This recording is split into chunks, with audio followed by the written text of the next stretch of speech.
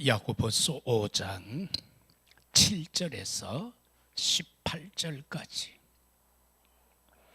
야고보서 5장 7절에서 18절까지 말씀 375페이지 교독하도록 하겠습니다. 그러므로 형제들아, 주께서 강림하시기까지 길이 참으라. 보라, 농부가 땅에서 나는 귀한 열매를 바라고 길이 참아 이른 비와 늦은 비를 기다리나니,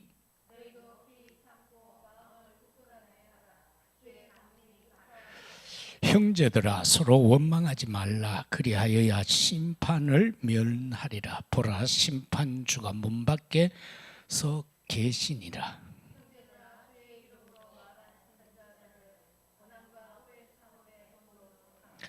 보라, 인내하는 자를 우리가 복되다 하나니, 너희가 욥의 인내를 들었고 주께서 주신 결말을 보았거니와 주는 가장 자비하시고 긍휼히 여기시는 이시니라.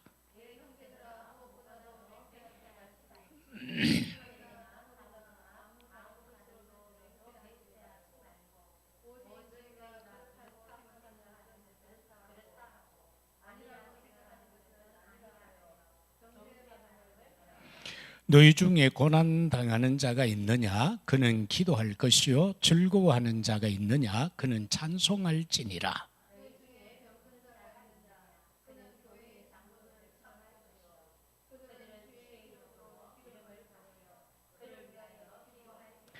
믿음의 기도는 병든 자를 구원하리니 주께서 그를 일으키시리라. 혹시 죄를 범하였을지라도 사하심을 받으리라.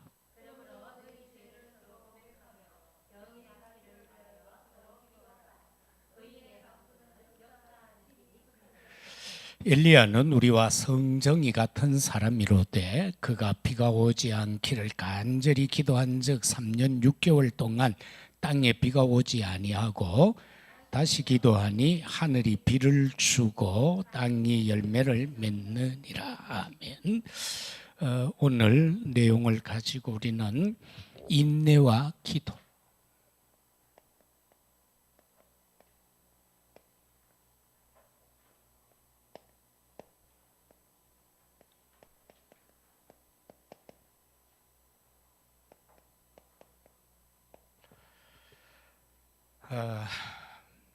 저와 여러분들은 인생을 살면서 어떤 결단을 해야 할 이정표 앞에 설 때가 있습니다.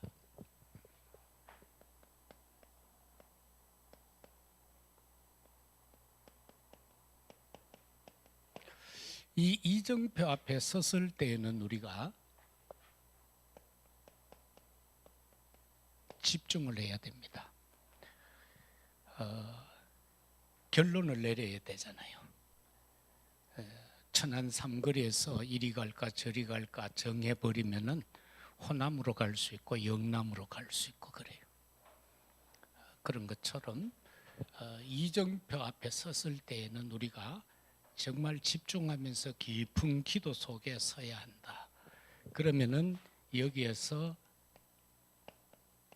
300%의 역사가 일어나는데, 이것은 나를 통한 100% 그리고 현장을 통한 100% 지속될 수 있는 시스템을 통한 100%, 그래서 이제 300%가 이루어지죠. 이거는 업을 하는데도 마찬가지고요. 학생이 학업을 할 때도 마찬가지예요. 그리고 우리가 전도 선교하는데도 이게 같이 적용이 되어질 수가 있습니다. 성경에서 우리가 잘 아는 것처럼 우리는 7가지 이정표를 갖고 있잖아요. 그 첫 번째가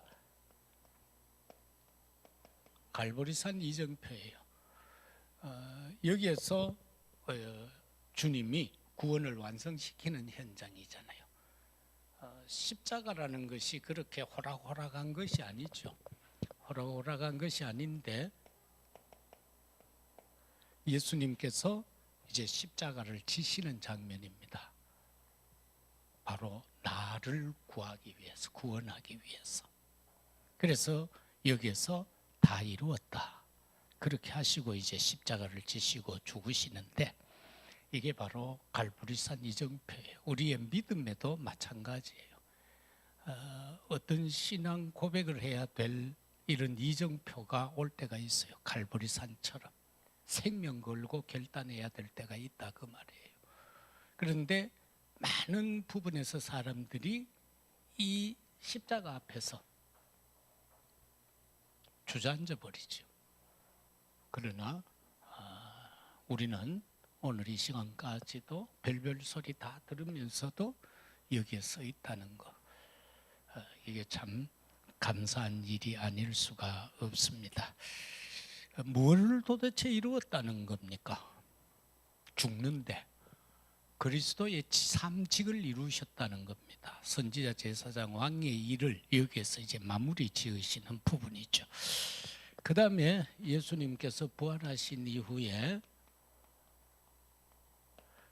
감람산 이정표입니다. 여기에서는 사도행전 1장 3절인데 40일 동안 이제 제자들을 데리고 다니면서 같이 뭐 감람산에만 있는 건 아니었어요. 온 데로 다 다니셨잖아요. 부활하자마자 처음 제자들 있는 갈릴리로 가셨고요. 이렇게 온 곳에 다니면서 40일 동안 하시는데, 여기에서 이제 특히 하나님 나라의 비밀에 대해서 이제 결정적으로 말씀하고 있죠. 그래서 우리 신앙에도 마찬가지예요. 여기에서처럼 우리가 딴 것 아니에요. 여기서는 나의 미션을 찾는 거예요.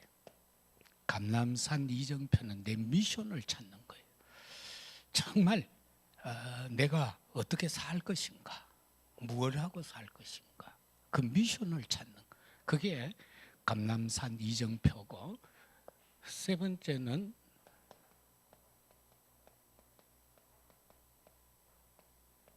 마가다락방 이정표예요.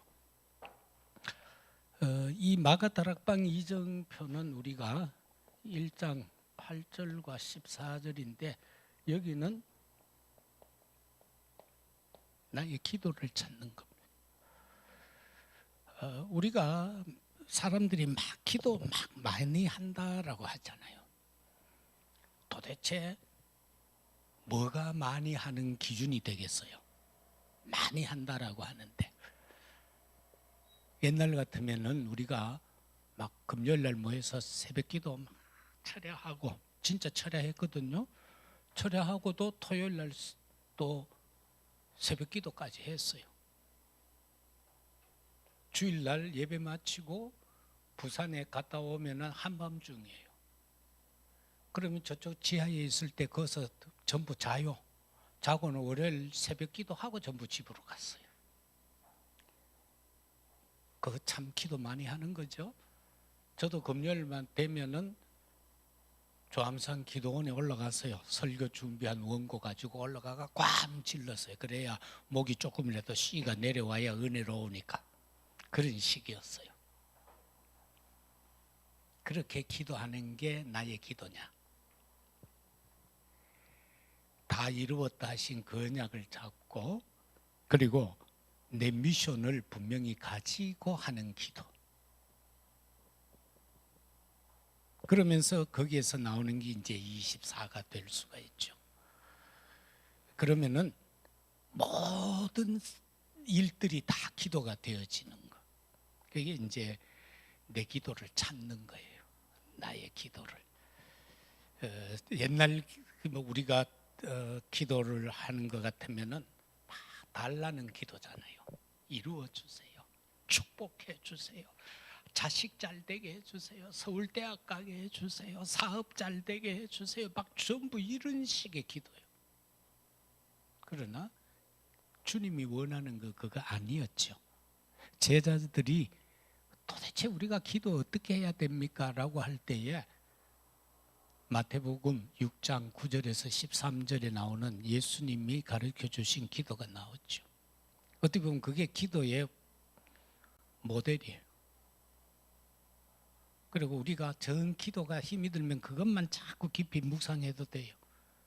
주기도문만 묵상해도 돼요. 그러면서 거기에서 이제 삶 속에서 만나는 모든 만남과 일들과 생각, 이게 다 기도화되어지는 거. 그래서 어떻게 보면 하나님 앞에 내 모든 것을 그대로 아뢰는 거죠. 하나님, 내 이렇습니다. 이렇습니다. 지금 우리 교단 형편이 상황이 이렇습니다. 우리 다락방 상황이 이렇습니다. 우리 교회 상황, 내 가정 상황 이렇습니다라고만 하면 되는 거예요. 그걸 어떻게 해주세요? 이 고비를 넘어가게 해주세요까지 할 거 없어요. 고개를 넘어가게 하는 거는 하나님의 권한이지 내 권한 아니잖아요. 있는 상황만 고하면 되는 거예요. 그러면은 그걸로 아버지가 들으시고 시와 때를 따라서 응답으로 임하시게 될 것입니다. 그 다음에는 안디옥 여정입니다. 이렇게 되어졌는데 이제 드디어 보면은 이제 핍박이 일어나요. 스데반의 죽음으로 인한 핍박이죠. 그래서 많은 사람들 중에 일부 중직자가 이제 흩어져서 안디옥으로 가게 되고 거기에서 복음을 전하게 되고 수많은 사람들이 주의 손의 은혜와의 역사와 그 능력을 보고 많은 사람이 돌아오게 되는, 다시 말해서 나의 전도와 선교,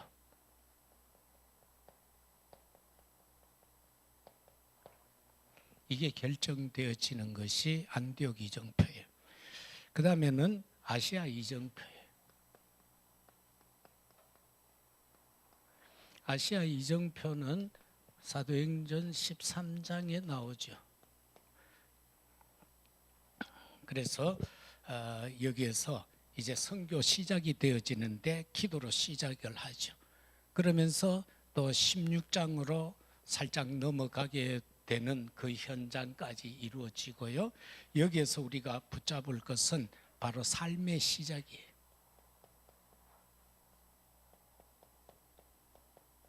내가 무엇을 위해 살 것인가가 여기에서 결정되는, 이 이정표 앞에서. 그래서 바울 팀이 기도하면서 이제 선교의 시작이 이루어지는 그 현장입니다. 그 다음에는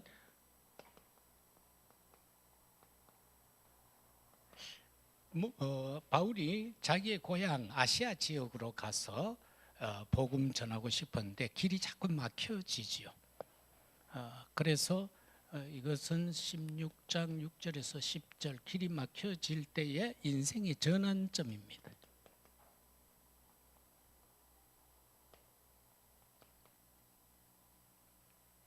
내 뜻이 아니고 하나님께서 이제 기도하는 중에 마게도냐 사람이 막 손을 흔들면서 우리에게 와서 복음 전해달라고 하는, 그래서 이제 방향이 전환되는 것을 보죠.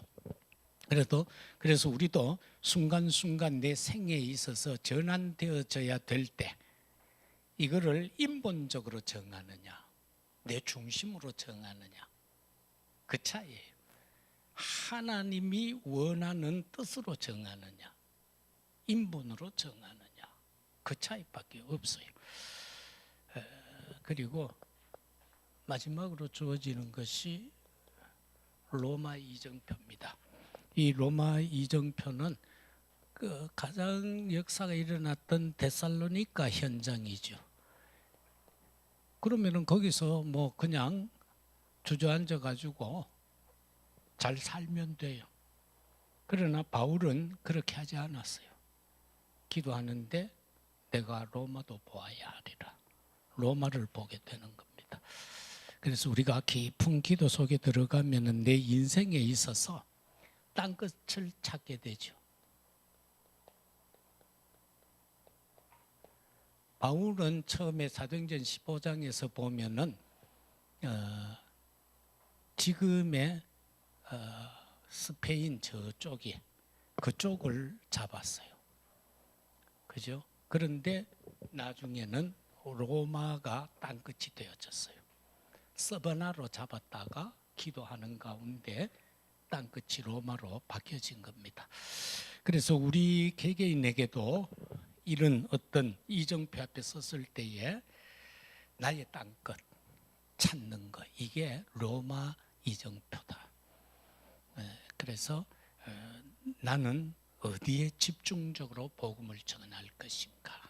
우리 교회는 어디에 집중적으로 복음을 전할 것인가? 그거를 여기서 말씀하고 있습니다. 그러면은 본론으로 들어가서 첫째 생각할 것은 인내 속에서 믿음을 지켜라.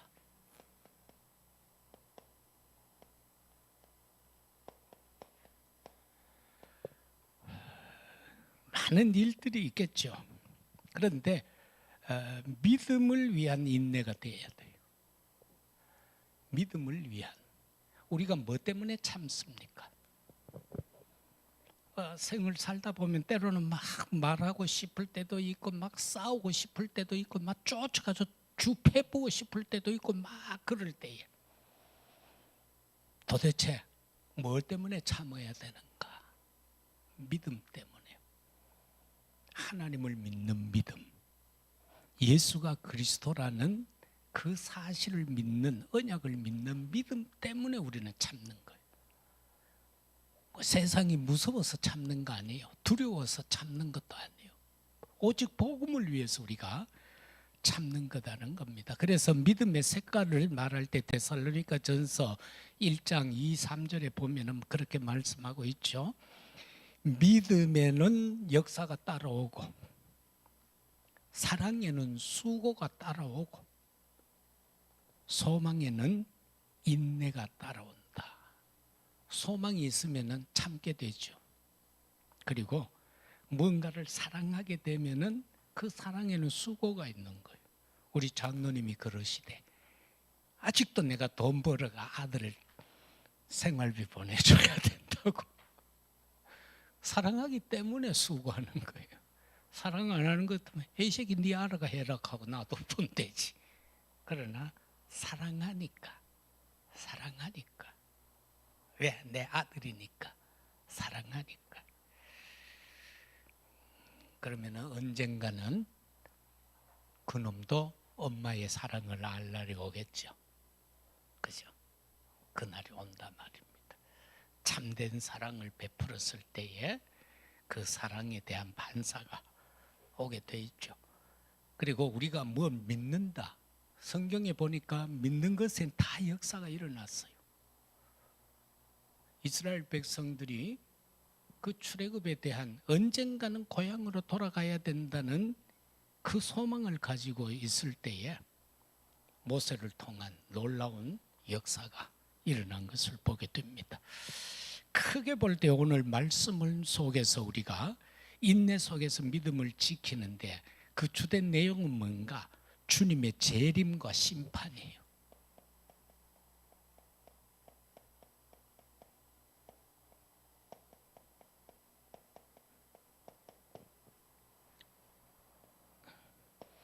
그래서 우리는 끝까지 기다리고 믿음을 지켜야 하는 겁니다. 자, 그러면은 언제까지 인내해야 돼요? 성경 7, 8절은 우리에게 말씀합니다. 7, 8절에서 이렇게 말씀하고 있습니다. 참으라. 주님께서 강림하시기까지 길이 참고 농부가 땅에서 나는 귀한 열매를 바라고 길이 참아라. 주님 재림 때까지 우리 길이 참아야 되는 거예요. 믿음을 가지고. 그러면서 추수 때까지 참아야 하는 거예요.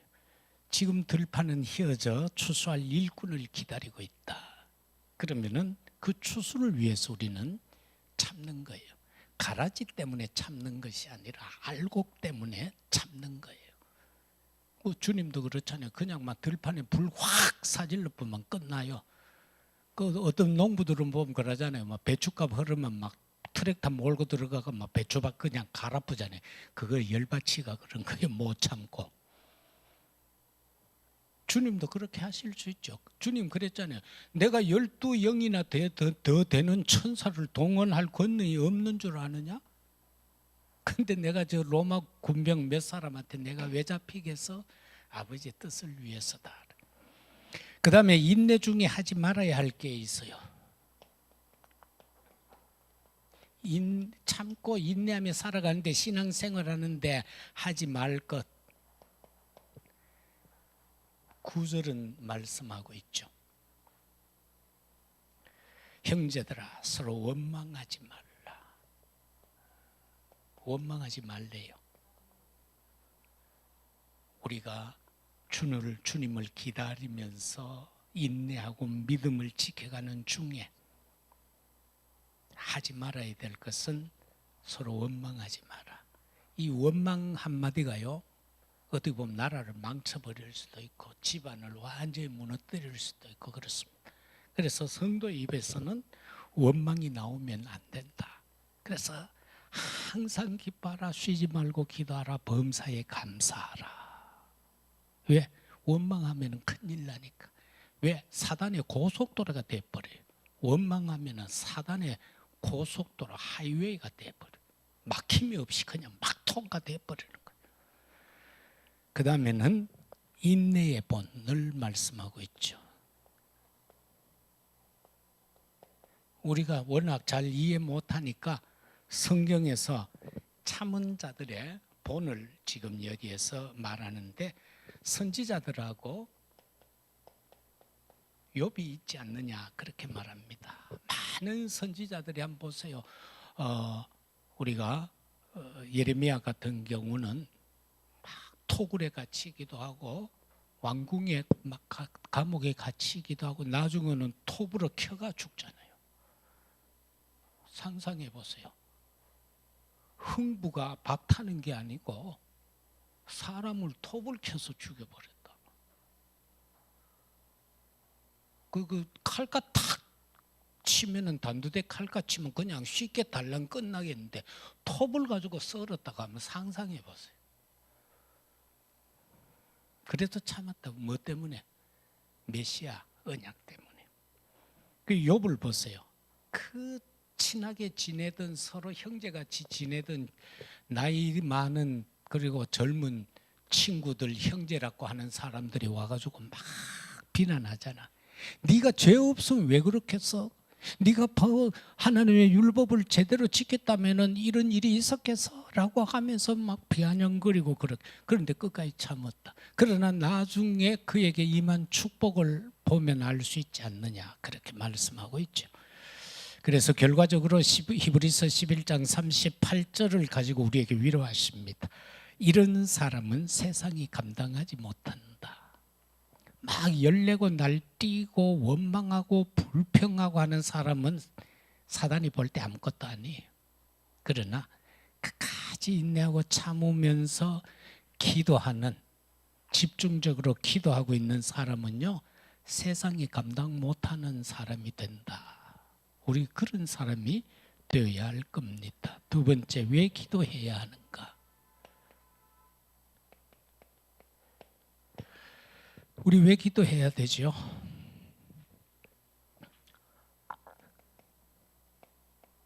성령의 인도와 성령의 역사와 성령의 열매를 맺기 위해서 기도해야 돼요. 딴 거 없어요. 내가 막 부자 되기 위한 기도, 그건 아니죠.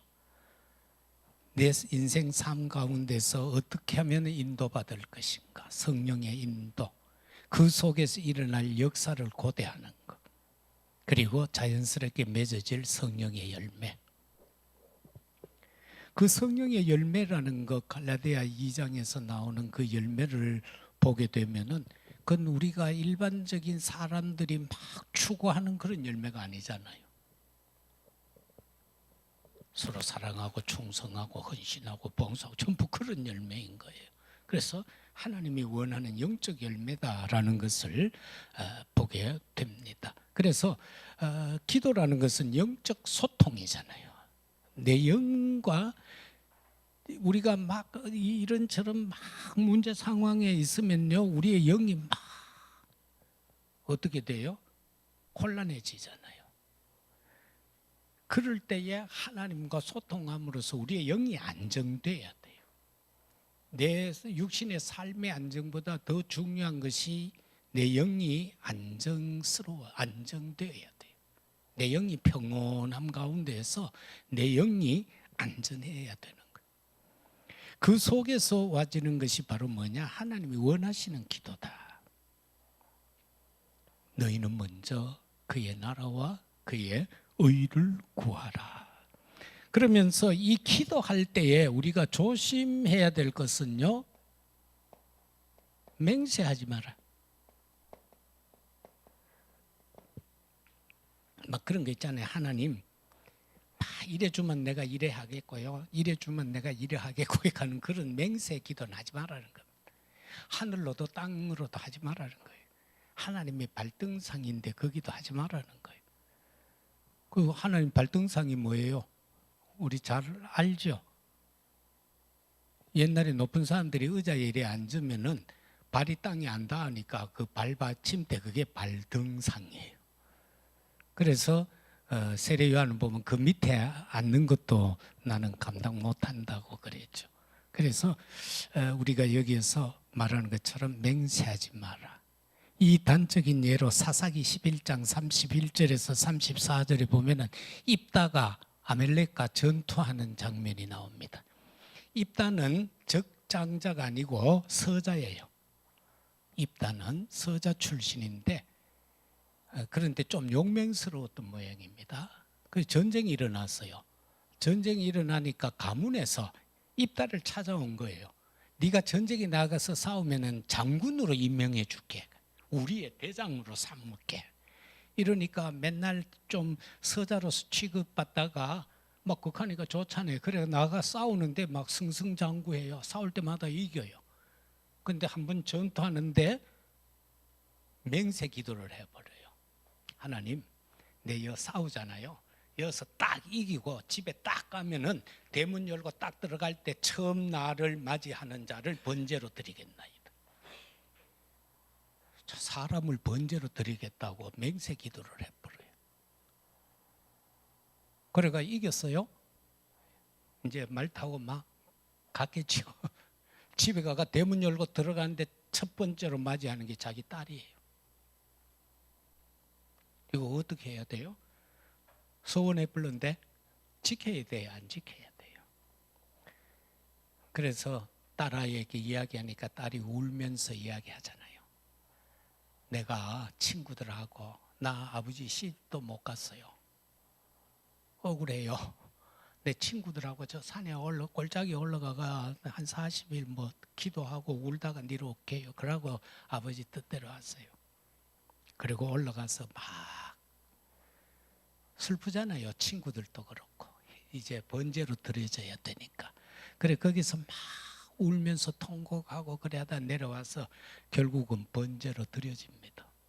그래서 이스라엘이 지금까지도 그 성경에 보면은 그 날이 되면은 애곡하는 날이다. 그걸 기념해서. 그래서 우리는 이 맹세 기도는 참 조심하게 해야 된다. 조심스럽게. 그리고 고난과 즐거움이 있을 때 기도해야 되는데 고난당하는 자가 있느냐?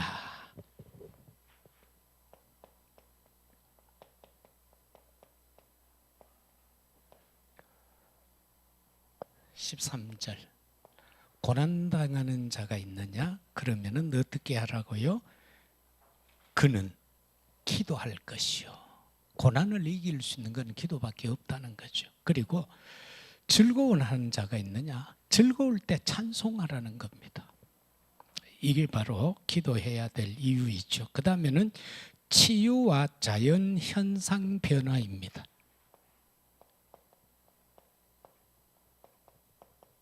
자연의 현상 변화, 이게 14절에서 18절까지 나오는 내용인데 그 단적인 예를 여기에 보면은 4절 말씀에 보면은 너희 중에 병든 자가 있느냐 그는 교회 장로들을 청할 것이요 그들은 주의 이름으로 기름을 바르며 그를 위하여 기도할지니라. 기름이 뭐예요? 성령 역사를 말하는, 성령으로만 치유할 수 있다는 것을 말하죠. 그러면서 믿음의 기도는 병든 자를 구한다. 주께서 그를 일으키시리니 혹시 죄를 범하였을지라도 사하심을 받으리라. 그래서 예수님도 치유할 때마다 그 대상자를 보고 뭐라고 합니까? 네 죄 사함을 받았다라고 해요. 그래서 우리가 그 죄 사함이라는 게 뭐겠어요? 뭐 자범죄도 자범죄겠지만 가장 중요한 것은 원죄예요. 그거 이제 해결 받았으니까 네가 자녀 신분 권세 누리고 이제 회복되라 그 말씀이죠. 그래서 죄 사함을 받았다 그렇게 말씀하고 그러므로 너희 죄를 서로 고백하며 병이 낫기를 위하여 서로 기도하라. 의인의 간구는 역사하는 힘이 크다라고 했어요. 그래서 사도행전 18장에도 창세기 18장에도 보면은 아브라함이 이제 쉬고 있는데 천사가 오죠. 주께서 오셔서 그에게 이런저런 대화를 하면서 이삭에 대한 약속도 하고 그러면서 왜 왔습니까? 라고 하니까 저 소돔 고모라고 너무 죄악으로 가득해서 내가 심판하러 왔다고 그러죠. 그렇죠. 가잖아요. 가는데 딱 생각해 보니까 그렇게 사랑하고 아끼는 조카가 거기 살잖아요. 그래서 그 걸음을 멈추고 가서 꿇어 엎드려서 간구하잖아요. 주님, 의인 50명 있으면 되겠습니까? 45인, 40, 30명, 20명, 의인 10명만 있으면 되겠습니까? 내가 이젠 다시는 안 갈 테니까 참 죄송스러운데 한 번만 더 하면서 해서 막 그렇게 구하잖아요. 그런데 예수님은 죄에 대한 용서는 뭐라고 합니까? 7번씩 70번이라도 용서해 주라. 끝까지 용서해 주라는 거거든. 예수님의 그 용서에 대한 법칙은. 그래서 이제 여기서 아브라함이 그 하나님 앞에 엎드려서 그 조카를 위하여 중보기도하는 내용이 나오잖아요. 그래서 결국 의인 10명이 없어서 그 성이 유황불로 멸망당하는 사건이 있음을 우리가 보게 되죠. 그리고 또 마지막 17, 8절에 들어가서 보면은 우리하고 성질 똑같고 우리하고 막 별 다를 바 없는 똑같은 인간인 엘리야가 하나님 앞에 기도하는데 3년 6개월 동안 비 안 왔잖아. 그런데 또 기도하니까 비가 왔지 않느냐. 그래서 의인의 간구하는 힘은 크다. 저와 여러분은 그리스도로 말미암아 이제 죄 사함을 받고 우리는 법적 증인이 된 겁니다. 그럼 우리도 기도하면 응답되겠죠. 오늘의 현실의 문제를 놓고 하나님 앞에 기도하면은 응답 오겠죠.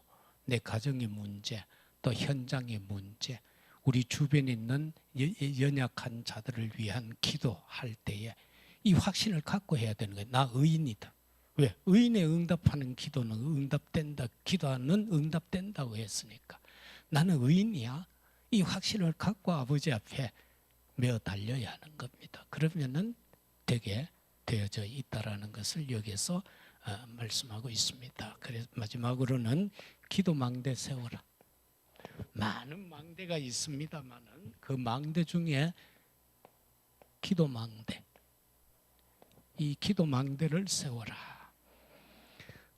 기도 망대라고 할 때 중요한 것은 24입니다. 이 24 기도를 누려야 하는 겁니다. 그러면은 여기에서 이제 집중 기도가 나오면은 아침, 낮, 저녁이 나오죠.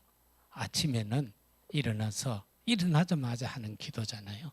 그거는 뭡니까? 하나님 감사합니다라는 한 밤을 몇 시간 동안 잘 자고 안 죽고 살아났으니까 거기에 대한 감사, 그리고 모든 것 하나님의 영광이 되도록, 그리고 하나님의 거룩이 나타나도록 그 기도하는 거예요. 아침 기도는.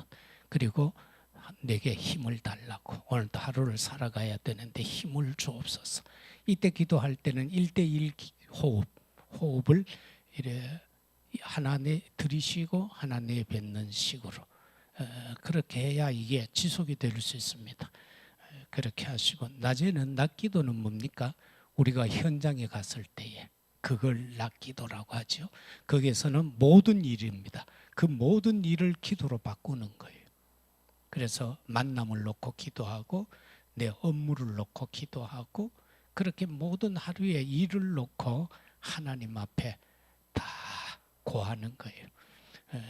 그때 이래 기도할 때는 이래 숨을 이래 하나 땡겨 쉬고 멈추고 내쉬고 이렇게 하면은 편하게 할 수 있다. 왜냐하면 이 호흡한다라는 것은 결과적으로 내 몸과 이 머리에 뇌에 산소 공급한다는 거거든요. 암이 왜 발생해요? 산소가 부족해서 발생하니까. 그래서 계속 호흡하라는 것은 이 뇌에 계속 산소를 공급하면은 맑아지지요. 우리가 머리 띵한 건 왜 그래요? 산소가 부족해서 그래요. 사람 많은 이 공간 안에 들어가면은 막 좀 지나면 띵하잖아요. 그는 막 입에서 나오는 막 이산화탄소가 꽉 차 있으니까 그걸 먹어서 그런 거예요. 그래서 이러한 호흡도 중요하다. 그다음에 저녁에는 돌아와서 하루의 일 마무리죠. 이때는 깊은 호흡을 하는 겁니다. 이때는 예를 들어 한 3, 4초 들이쉬고 배로 참는 거예요. 4초 들이쉬시면 8초를 참는 거예요. 참고는 깊이 그거보다 8초보다 더 내쉬는 거예요. 쭉 그러면은 배꼽이 당겨질 정도로 내쉬는 거예요. 그런데 혈압이 높은 사람은 이거 기도 많이 하면 안 좋습니다. 그리고 이 기도 너무 깊이 들어가 보면은 관절 같은 데도 막 아파져 버려요. 자기도 모르게. 그래서 이 몸에 맞추어서 그렇게 잘 하시면 됩니다. 그때는 하루를 정리하면서 응답이 임하도록 기도하는 거예요. 응답. 그리고 목회자는 뭡니까? 말씀, 메시지 붙잡는 거죠. 그래 계속 기도하다 보면 말씀이 묵상이 되면 생각나잖아요. 그래서 뭐 수첩이나 종이 또 볼펜을 항상 갖고 다니라 하는 그거잖아요. 뭐 예를 들어 차를 타고 가면서 막 기도하는데 뭔가 또 생각났어요. 그럼 그걸 적어야 되잖아요. 근데 요거 참고 이따가 적어야지 하다 보면은 기억 사라져 버려요. 성령의 역사는 그 순간이니까요. 그리고 새벽에 막 기도할 때도 보면 메시지가 막 떠오를 때 있어요. 그럼 그 순간에 적어야 돼요. 적어야지 이따 집에 가서 정리해야지라고 하면은 집에 가면 아무리 생각해도 생각 안 나요. 이제 그런 게 있으니까 목회자들은 그걸 잘 좀 사용해야 된다.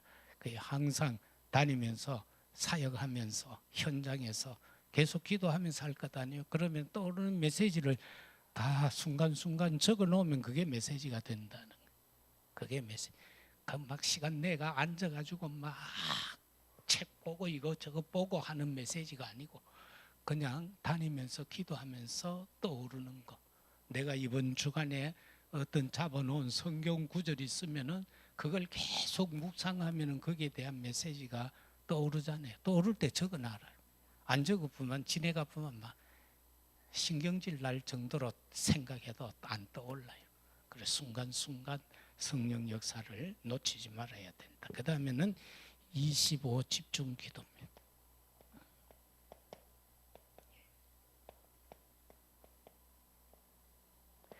이거는 하나님이 우리와 관계되는 기도죠. 그리고는 영혼의 기도로 작품.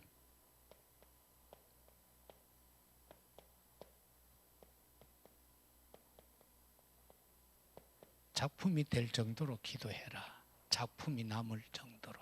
내 인생의 작품.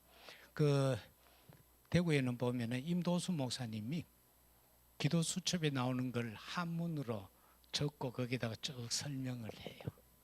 쭉 설명을 해가 매일 실어. 얼마 전부터 매일 실는데 내가 유럽 가가 있는데 보니까 한 3일인가 그게 안 올라오더라고. 그래서 이게 뭐지? 싶어서 내가 목사님 무슨 일이 있어요? 하면서 문자를 보냈어요. 그랬더니만 조금 있다가 답이 왔어요. 한 3일 동안 두문불출하고 기도 중이다. 그래서 본래 조금 뭐 감은 있었습니다만은, 그래서 그 어떤 분이 막 하지마자 했던 모양이에요. 그러고 아들도 그랬던 모양이에요. 그래서 3일 동안 기도하면서, 그리고 기도하다 보니 그 작품을 못 쓴 거예요. 그래서 내가 전화하고 났더니만 이제 해결돼서 라고 하면서 3일 뒤부터 또 계속 올라오더라고. 정리했다는 거예요. 다락방 싫은 놈 다 갈아 내온 찾게. 이제 결론이 내려졌다는 거죠. 지금 모르기는 몰라도 많은 목사님들이 지금 이런 어려움 속에 있을 것 같아요. 교회 차원으로, 또는 중직자가 그렇게 되고, 또는 가족의 관계로 그런 일이 있고, 이렇게 될 때 우리가 진짜 어떻게 해야 하는가? 이게 복음이 맞다면 왜 여론에 흔들려야 하고, 30년 동안 오직이라고 그처럼 외쳐왔는데 피리수첩 몇십 분 그 이야기 듣고 왜 주저앉아야 되나? 그게 과연 복음이냐? 그게 과연 복음이냐? 복음이면 생명 건다고 해놓고 기자 한마디에 다 나가 떨어지고, 그게 무슨 복음이요? 주는 그리스도요 살아계신 하나님의 아들이 아니라 주는 PD 수첩이요 살아계시는 김시온 기자를. 이게 말이 되는 소리입니까? 풀무불도 겁 안 냈는데, 사자굴도 겁 안 냈는데,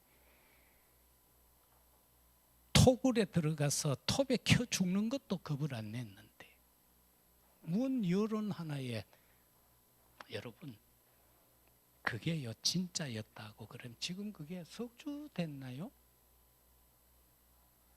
3주. 그러면요 세상 언론 난리 나야 됩니다. 그리고 기독교 언론 난리 나야 됩니다. 어디 떠드는 데 있어요? 아니요. 다른 데서 하고는 쉽지만은 법으로 다 걸리기 때문에. 이 보니까 사실이 아니거든. 한쪽 이야기만 듣고 하는 거기에 전부 빠져가고 하고 있으니까 딴 데서 하지를 못하는 거예요. 그래서 이제 MBC에다가 정정 신청을 했고, 또 언론중재위원회에다가 우리가 고발을 해놓은 상태죠. 그러면 이제 답이 또 나와지겠죠. 그래서 참 안타까운 거는 진짜 오직이라고 그랬잖아요, 우리가. 오직. 근데 그 오직이 왜 기자 한마디보다 못합니까? 부활하신 예수님의 능력이 못합니까? 참 누구 말다나 울고 싶어라. 울고 싶어라. 여러분의 심정도 막 그럴 겁니다만, 저 같은 경우는 또 앞에서 일 처리를 또 좀 해야 되잖아요. 진짜 울고 싶어요. 사람들이 보면요 너무 어려요. 너무 어려요. 영적으로 너무 어려요.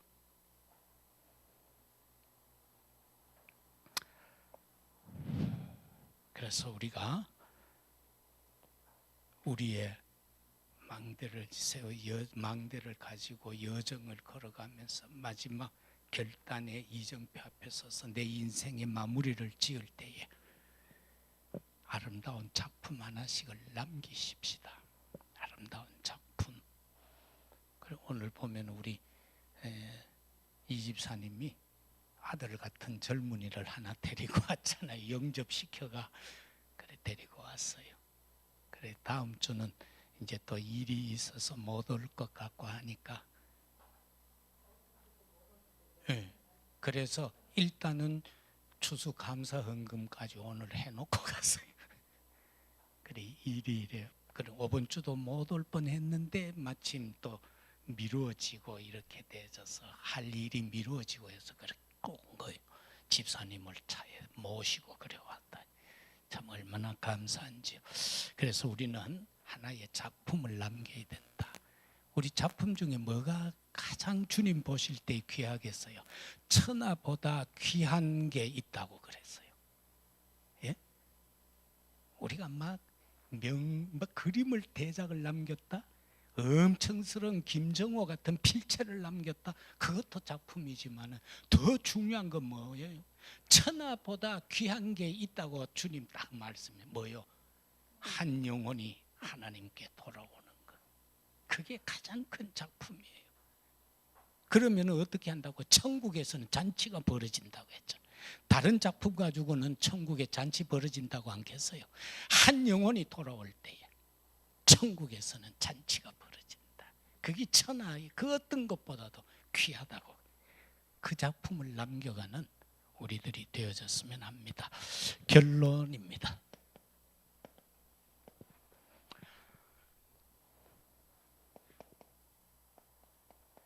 제자는 흔들리지 않습니다.